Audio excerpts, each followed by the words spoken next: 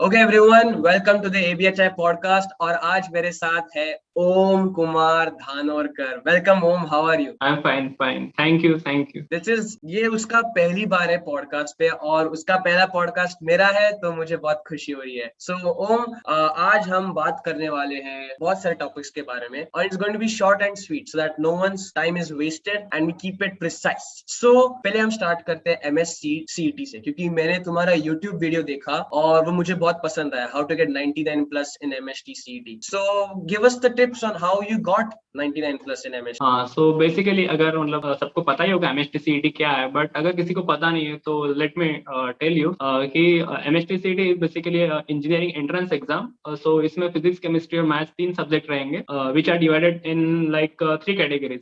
Physics and chemistry is for 50 marks each and maths is for 100 marks. So आपको वैसे accordingly decide करना पड़ेगा कि फिजिक्स और केमिस्ट्री के लिए, मतलब केमिस्ट्री के लिए मैं कुछ देता था 20 to 25 minutes and then rest of the 1 hour for physics, और जो बाकी का टाइम है वो फिर मैथ्स के लिए आपको अलग ही मिलने वाला है। सो स्ट्रेटेजी एज सच ऐसे कुछ खास तो थी नहीं, मतलब मेन टारगेट तो मेरा ऑलवेज जेई था, तो एमएसटीसीईटी तो वैसे प्रिपेयर हो गया था मेरा। मैंने जो अपने YouTube चैनल पे बीजीटीआई टूर का वीडियो डाला, तो उस पे हमेशा मुझे कमेंट्स आते रहते कि how did you prepare for MHT, how did you score in GW. तो मैं उनको ये बोलता हूँ कि you know just focus on the subject and don't lose पर ट्रैक। सो तू अपना डेली शेड्यूल कैसा था बता सकता है, क्योंकि मुझे भी हेल्पफुल होगा अभी पढ़ाई करने के। हाँ, मैं अभी के लिए तो टिप्स नहीं दे सकता, बट जो मेरा जेई का फेज था तो मतलब मैं बहुत स्ट्रिक्ट था शेड्यूल के साथ, मतलब कुछ टाइम वेस्ट करने के लिए था ही नहीं मेरे पास। जो मैंने इंस्टाग्राम था या फिर फेसबुक, ट्विटर, व्हाट्सएप, वो जो मैं 10th तक यूज करता था, तो मैंने 11th और 12th के लिए जेई प्रिपरेशन के लिए सब डिलीट कर दिया था। तो शेड्यूल तो एज सच ऐसा कुछ परफेक्ट नहीं था, बट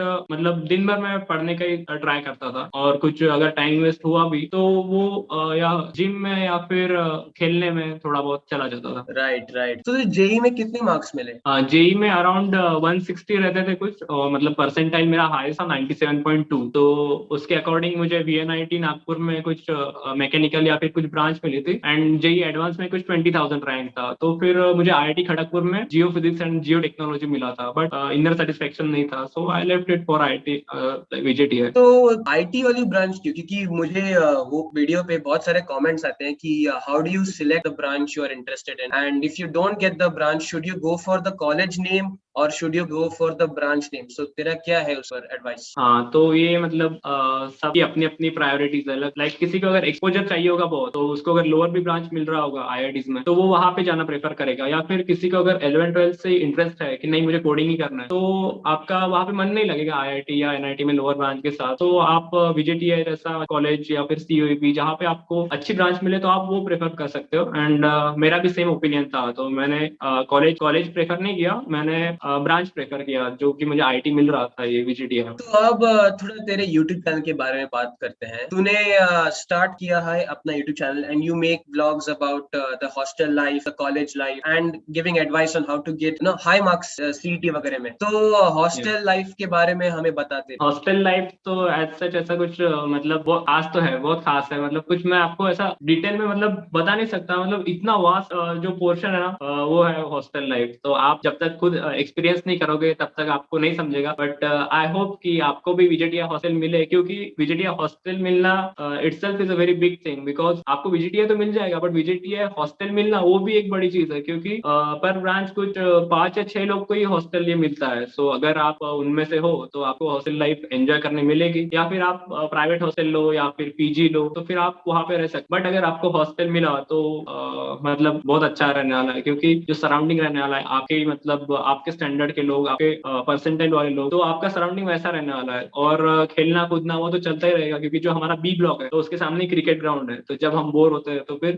सामने क्रिकेट ग्राउंड है या फिर बाजू में फुटबॉल ग्राउंड है, तो चलता ही रहता है खेलना वगैरह। और फिर रात को पिलो फाइट्स या फिर वाटर फाइट जो आपने छिछोरे में देखा होगा, तो वो सब चलते ही रहता है। अब एक और इम्पोर्टेंट सवाल, क्योंकि अब पढ़ाई तो ऑफ कोर्स बहुत इंपॉर्टेंट है, but looking at your physique, जैसे तुमने अभी बोला तुम जिम वगैरह जाते हो, तो बहुत बच्चों को वही प्रॉब्लम रहती है कि how do I balance the gym and the physical wellbeing and the mental wellbeing, क्योंकि बहुत बच्चे सिर्फ पढ़ाई पढ़ाई पढ़ाई पढ़ाई पढ़ाई और फिजिकल हेल्थ के भूल जाते हैं। तो how did you manage to keep yourself physically fit and mental? हाँ, सो फिजिकल हेल्थ का जो पॉइंट है वो तो तो मतलब बहुत कॉमन है, बट जो आपने पॉइंट मेंशन किया है मेंटल हेल्थ, तो वो पॉइंट बहुत मतलब ऐसा निग्लेक्टेड पॉइंट है जो कोई फोकस नहीं करता उस पर, बट वो जो पॉइंट है वो बहुत इंपॉर्टेंट है, क्योंकि जो 2 साल रहने वाले हैं आपको मतलब मेंटली उतना स्ट्रांग रहना पड़ेगा, क्योंकि 2 साल आपके साथ ना आपके दोस्त रहने वाले हैं ना, अगर आप छोटे सिटी में रहते हो, लाइक मैं बिलोंग करता हूँ बुल्ढाना से, अगर आपको पता होगा तो, और मैं गया था नागपुर पढ़ने के लिए 11th एंड 12th, तो वहाँ पे आप अकेले रहोगे, आपके पेरेंट्स नहीं रहेंगे, तो आप मेंटली उतने स्ट्रांग होने चाहिए। तो हमारी जो मैम थी वहाँ पे मतलब हमारे कोचिंग क्लासेस के, तो वो हमें मतलब हर रोज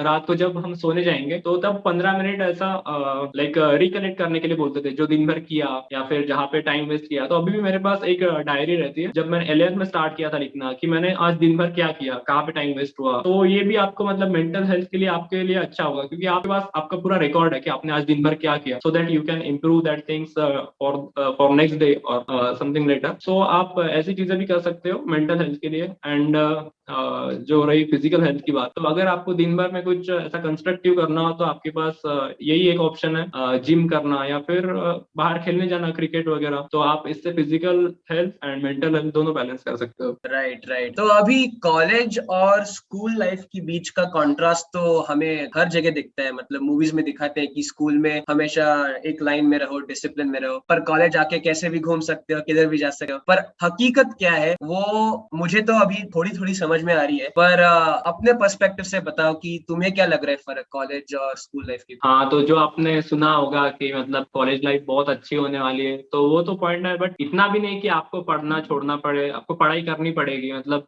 पर जो 11th 12th में जो आप सिर्फ दिन रात पढ़ाई करोगे ना, तो वैसा नहीं रहेगा। आप पास मतलब रिफ्रेशमेंट के लिए बहुत सारी चीजें रहेंगी, खेलना कूदना, या फिर जो हमारे कॉलेज में फेस्ट होते हैं प्रतिबिंब या फिर टेक्नोवांजा वगैरह, तो ऐसी बहुत सारी चीजें रहेंगी जो like you have never experienced in your school life या फिर 11th 12th में। तो ये जो गैप है स्कूल लाइफ और कॉलेज लाइफ का, तो ये आपको मतलब आप अच्छे से हैंडल कर सकोगे, क्योंकि आपको यहाँ पे बहुत सारी रिफ्रेशमेंट्स के लिए आपके लिए इवेंट्स ऑर्गेनाइज किए जाएंगे। राइट। अब मैं तो आईटी ब्रांच में हूँ और तुम ईएक्सटीसी ब्रांच में हो, राइट? तो नहीं नहीं, I am from IT branch. You are we only are from from IT, same sorry sorry. Branch but different batches. Right right, sorry sorry, my bad. तो आईटी में मुझे कंप्यूटर का कोडिंग में इतना एक्सपीरियंस नहीं है, पर फिर भी मैंने आईटी ब्रांच चूज किया क्योंकि ऑफ कोर्स उसमें डिमांड बहुत है। तो तुम मुझे बता सकते हो कि कोडिंग में तुम्हारा एक्सपीरियंस क्या है, और अगर किसी को स्टार्ट करना है like me, how do we get better at coding? हाँ, तो फर्स्ट पॉइंट तो रहेगा कि आप मतलब जो आप सब मतलब सब लोग जो बोलेंगे आप वही ब्रांच वगैरह सिलेक्ट करोगे, क्योंकि मेरा भी ऐसा कुछ सीएस या फिर आईटी में ऐसा कुछ इंटरेस्ट नहीं था पहले से, बट ये ऐसी ब्रांचेस है कि आप अगर थोड़ा इसमें स्टार्ट भी करो ना, C++ या फिर कुछ कोडिंग करना, तो आपका इंटरेस्ट जल्दी डेवलप होगा। तो ऐसा कुछ नहीं है कि आपको कोडिंग में इंटरेस्ट नहीं है, कोडिंग कभी किया ही नहीं आपने, तो आपका इंटरेस्ट डेवलप होगा या नहीं। तो आप अगर C++ से शुरू करो, मैंने C++ ये जो 12th का वैकेशन था मतलब काउंसलिंग सीजन, तो तब मैं कोडिंग शुरू कर दिया था, और जब कोडिंग शुरू कर दिया था तो तब मेरा डिसाइड हो गया था कि आप मुझे लाइक यही ब्रांच चाहिए। तो मैं दूसरी ब्रांच की तरफ फिर मैंने देखा ही नहीं। तो C++ से आप शुरू कर सकते हो। एंड मतलब सी तो अभी अपने अपने कॉलेज में भी नहीं सिखा रहे सी लैंग्वेज, तो C++ से मैंने शुरू किया और अभी C++ ही कर रहा हूँ अभी भी। Right, right. So let's go back to a little back to MST CET because it's all over Maharashtra test. We have to मतलब पास करना, उसी एग्जाम से कॉलेज में एडमिशन्स मिलते हैं। तो अब तुम्हें तो MST में 99 प्लस मिले ना, हाँ, पर उसका कट ऑफ तो बहुत हाई रहता है। तो तुम्हारा रैंक मतलब कैसा है? 99 प्लस में भी बहुत सारे रैंक मतलब बच्चे होते हैं, तो उसका कॉम्पिटिटिवनेस कैसा था एमएसटी का इस साल, स्पेशली कोविड के बाद? हाँ, तो कोविड के बाद मतलब जो मतलब पिछले साल का मैंने जो कट ऑफ ये किया था, एक्सपेक्ट किया था, तो उसके हिसाब से मुझे विजेटीआई में आईटी नहीं मिल रहा था, but fortunately luckily I got विजेटीआई IT because मेरा 99.5 परसेंटाइल था और रैंक कुछ 600 था मतलब पूरे महाराष्ट्र में। सो इतने रैंक पे तो आईटी नहीं मिलता है जनरली ओबीसी कैटेगरी में, बट ये साल कुछ कट ऑफ लो आया था, तो ये साल मुझे मिल गया। और but we can't expect the same situation in this upcoming year 2022। तो ये साल कट ऑफ ऊपर भी जा सकता है, नीचे भी आ सकता है, बट हमारे टाइम पे कट ऑफ नीचे गया था तो मिल गया मुझे लकीली, या फिर स्पॉट राउंड में तो शायद मिल ही जाता। Right right. तो बिफोर अप्लाइंग टू वीजीटीआई क्या तुमने कोई और कॉलेज कंसिडर किया था?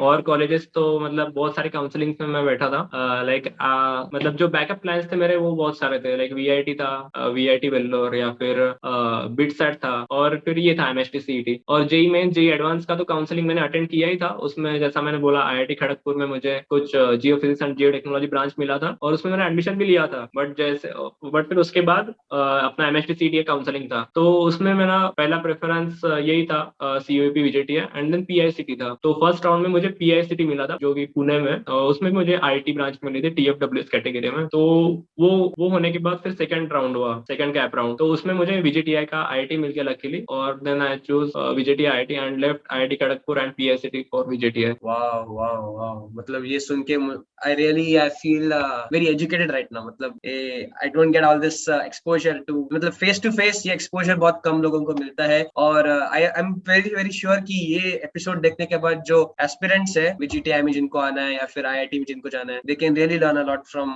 Your words. So let's go back to your YouTube channel, क्योंकि अभी तो तुम व्लॉग्स कर रहे हो, बट तुम्हारा लेटेस्ट वीडियो MSTCT में कैसे 99 प्लस लाना है वो है। तो is this the direction you want to take your channel in, मतलब फ्यूचर में क्या तुम्हें अपना channel make it like an advice channel, is it that?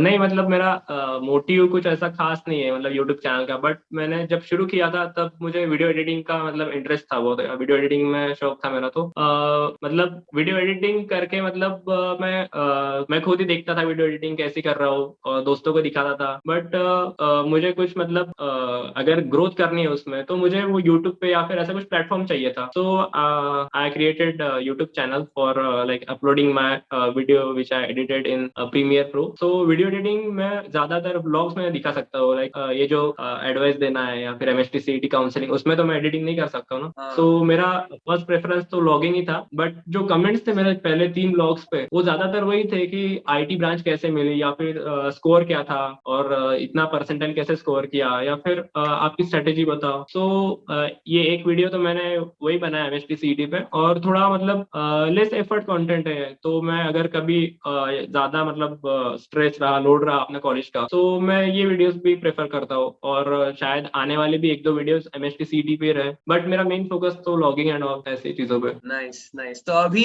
Mumbai में आने के बाद कैसे लग रहा है मुंबई और उसका एटमॉस्फेयर? हाँ, तो बहुत ही मतलब अच्छा सवाल है, क्योंकि मेरा मुंबई का जो एटमॉस्फेयर है वो मुझे सूट नहीं हुआ। ये जो अभी बैकग्राउंड वगैरह है, ये मैं मेरे घर पे बैठा हूँ, मुझे अभी 2 दिन से फीवर था, तो मैं अभी घर पे आया हूँ, मतलब मैं अभी हॉस्टल पे नहीं हूँ। तो मुंबई का जो एटमॉस्फेयर है वो पहले सूट हुआ, बट फिर से अभी फीवर या फिर कफ वगैरह वो शुरू था, तो मैं अभी घर पे हूँ। और वही कि आपको 1-2 महीना तो लगेगा एडजस्ट होने में मुंबई के एटमॉस्फेयर में, और फिर हो जाएगा शायद सेटल सब। नाइस। तो अब फ्यूचर के बारे में थोड़ा बात करते हैं, क्योंकि अब मेरा जो प्लान है कि कॉलेज के बाद मुझे जाना है, एटलीस्ट अटेम्प्ट तो करना है आउट ऑफ इंडिया, जर्मनी को जाने। तो वैसा आपका क्या फ्यूचर, मतलब तुम्हारा क्या फ्यूचर प्लान है आफ्टर कॉलेज? मैं पहले प्लान था मेरा MS ओरिएंटेड था, मैं कि मतलब मैं पहले IIT से जो जियो फिजिक्स जियो टेक्नोलॉजी करने वाला था, तो मुझे पता था कि उसमें जो मेरी डिजायर्ड जॉब है वो नहीं मिलने वाली मुझे, तो मैं फिर वो करने के बाद फिर से MS करने जाने वाला था, जो भी अपना मतलब US कनाडा वगैरह जहाँ पे एडमिशन मिले, और फिर वहां पर से मैं एक्सपेक्ट कर सकता हूँ कि मुझे अच्छी जॉब मिले। बट मुझे सामने मतलब ऐसा कुछ प्लान नहीं था मेरा आगे का पढ़ने का वगैरह, तो मैंने बीटेक प्रेफर किया कि मतलब जो बीटेक में ही होगा, बीटेक में ही अगर अच्छी ब्रांच मिली, अच्छी जॉब मिली, तो फिर मैं मतलब उसमें ही कैरी ऑन कर सकता हूँ, या फिर अगर 4-5 साल में मुझे कुछ अच्छा कैपिटल मेरे पास रहा तो मैं खुद का स्टार्टअप या फिर एंटरप्रेन्योरशिप वगैरह उसके तरफ भी जा सकता हूँ। Right right. तो अब लास्ट क्वेश्चन, क्योंकि अभी we are coming out of time, and just to all the students out there we want, मतलब हमें एक बस मैसेज देना है कि अगर आप, क्योंकि बहुत स्टूडेंट्स का ये होता है, they have this short term plan होता है उनके पास, ओके अब 10th हो गया, इसके बाद 11 12 फिर एग्जाम, पर उनका एंड गोल उनको क्लियर नहीं होता बहुत बच्चों का। मेरा भी ऑलमोस्ट 2-3 साल ऐसा ही था। अभी थोड़ा हो रहा है गोल क्लियर, पर अभी तक बहुत बच्चों का ऐसा ही है कि यार अब कॉलेज के बाद क्या करें, इसके बाद क्या करें। तो वो गोल क्लियर करने के लिए क्या प्रोसेस है तुम्हारी, या फिर क्या करना चाहिए? तो ये तो मतलब थोड़ा टफ क्वेश्चन है मेरे लिए, बट मैं जिस बैकग्राउंड से बिलोंग करता हूँ, मतलब जो सिटी से बिलोंग करता हूँ, तो मुझे मतलब वो वही रैट रेस में ही जाना पड़ा कि IIT करो, JEE करो या फिर नीट करो। तो फिर बायोलॉजी में तो इंटरेस्ट था नहीं, तो फिर मैंने मेडिकल की तरफ ध्यान नहीं दिया, तो मैं JEE की तरफ आया। बट जैसे जैसे आप थोड़ी थोड़ी चीजें एक्सप्लोर करने लगोगे, तो आपको समझ में आएगा कि आपका इंटरेस्ट किस चीज में है, और अगर आपको ऐसा क्लियर नहीं है कि आपको आगे क्या करना है, तो आई विल प्रेफर कि आप इंजीनियरिंग करो, क्योंकि ये 4 साल में आपको आगे क्या करना है वो पता चलेगा। मतलब आपको इंजीनियरिंग पे आप रुकोगे ऐसा नहीं है, लाइक जैसे मैं एक्सप्लोर कर रहा हूँ जो मेरा इंटरेस्ट है, मेरी जो हॉबी है, लाइक यूट्यूब या फिर जिम वगैरह, तो ये भी चलते रहता है। और या फिर अगर मुझे यहाँ पे बीटेक पे रुकना नहीं हो तो मैं बीटेक के बाद भी कुछ प्लान कर सकता हूँ। सो अगर आपको क्लियर नहीं है 10th तक भी या फिर 12th तक भी कि आपको आगे क्या करना है, तो मैं प्रेफर करूंगा कि आप इंजीनियरिंग करो, इंजीनियरिंग में एक्सप्लोर करो सब चीजें एंड देन डिसाइड कि आपको आगे और क्या करना है। नाइस। तो आई थिंक अभी ये पॉडकास्ट तो बहुत मजेदार हो चुका है। मतलब ये सब, मतलब मुझे तो गारंटी है कि ये मेरे चैनल के ऊपर सबसे एजुकेशनल वीडियो अभी तक, मतलब सबसे एजुकेशनल वीडियो मेरे चैनल पे यही है। आई एम सुपर थैंकफुल कि तुम मेरे पॉडकास्ट पे आए और ये नॉलेज शेयर किया। बस एक आखिरी सवाल, क्योंकि अब इंस्पिरेशन हर आदमी को चाहिए होता है, like you have to be inspired by someone. तो अगर तुम्हें अपने यूट्यूब चैनल पे किसी का इंटरव्यू लेना हो तो तुम किसका इंटरव्यू लोगे?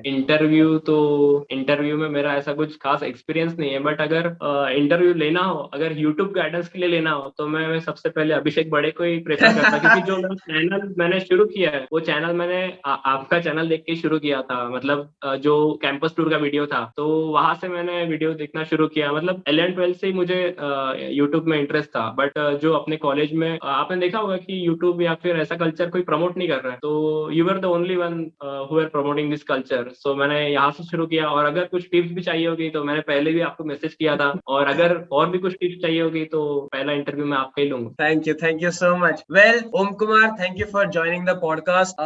तुम्हारी बातें सुनकर I am very sure not only me but countless students like me have been educated, have been enlightened. अब thank you for joining. See you soon next time. Thank you. Welcome welcome. Oh, हाँ, everyone, the link to Om Kumar's channel will be in the description. It will be everywhere at the end towards the beginning. So go subscribe to his channel and don't miss out on his content, because if you see his videos, you will be not only entertained but educated. So that's it. Thank you for listening, and we'll see you all in the video. Take care and bye bye.